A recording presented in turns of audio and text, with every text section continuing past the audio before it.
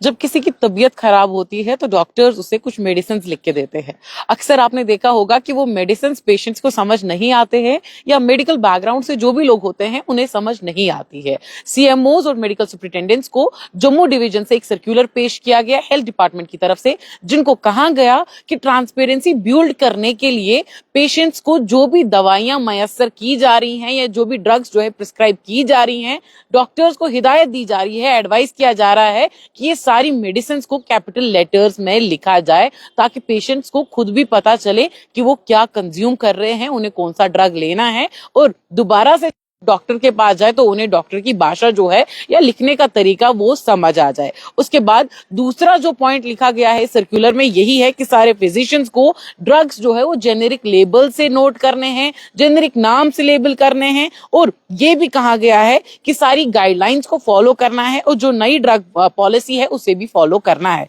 तीसरा जो पॉइंट लिखा गया है सर्कुलर में वो ये है कि ये पार्टिसिपेशन एक पेशेंट और एक डॉक्टर का किसी डिसीजन पे आना बड़ा जरूरी है। मान लीजिए कि किसी को जो है कोई टेस्ट करना है, उसमें जो है डॉक्टर पेशेंट रिलेशनशिप को बिल्ड करने की जरूरत है। पहले डॉक्टर को जो है उस इलनेस को या एलिमेंट को ब्रीफ करके एक पेशेंट को बताना है कि कौन सी ऐसी प्रॉब्लम है और कौन सा जो है डिसीजन या ट्रीटमेंट उनके लिए ठीक होगा, और उसी स्टेप को फॉलो करने के बाद ही जो है उस स्टेप को किया जाएगा। यानी कि डॉक्टर अपनी मनमानी से कोई भी डिसीजन थोप नहीं सकता है।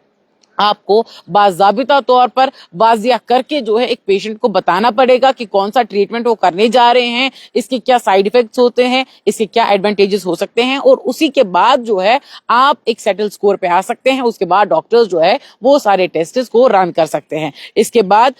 चौथा पॉइंट ये लिखा गया है कि हर किसी फिजिशियन को जो है उन ड्रग्स को जेनेरिक नाम से लिखना पड़ेगा और कैपिटल लेटर्स में लिखना पड़ेगा, बोल्ड अक्षरों में यानी कि बोल्ड लेटर्स में लिखना पड़ेगा, ताकि वो विजिबल हो, ताकि ट्रांसपेरेंसी को बिल्ड किया जाए, ताकि अगर पेशेंट जो है कोई दवाई ढूंढ रहा है तो उसे दूसरी जगह पर भी वो दवाई आराम से मिले। अक्सर आपने देखा होगा जब आप ये चिट्ठियां लेके प्रिस्क्रिप्शन लेके जाते हैं तो आप सोचते हैं कि मुझे खुद भी पढ़ना नहीं आता है, फिर अगर आपको फोन से कोई प्रिस्क्रिप्शन जो है सेंड करता है तो आपका जो केमिस्ट है या ड्रगिस्ट है वो भी कहता है कि मुझे ये बिल्कुल समझ ही नहीं आ रहा है कि लिखा क्या गया है, और इसी की वजह से आपको फिर से एक कंसल्टेशन करनी पड़ती है, फिर से जो है ट्रांसपेरेंसी का दायरा जो है वो लैक करता है। उसके बाद जो है लिखा गया है कि डॉक्टर्स जो प्रिस्क्रिप्शन लिख रहे होंगे उनको भी कैपिटल लेटर्स में लिखना पड़ेगा, और ये Jammu Kashmir UT through out रहेगा। सारे अस्पतालों में ये होगा कि जो भी प्रिस्क्रिप्शन लिखा जाएगा वो कैपिटल लेटर्स में लिखा जाएगा। और छठा पॉइंट ये लिखा गया है कि डॉक्टर्स को जो है प्रिस्क्रिप्शन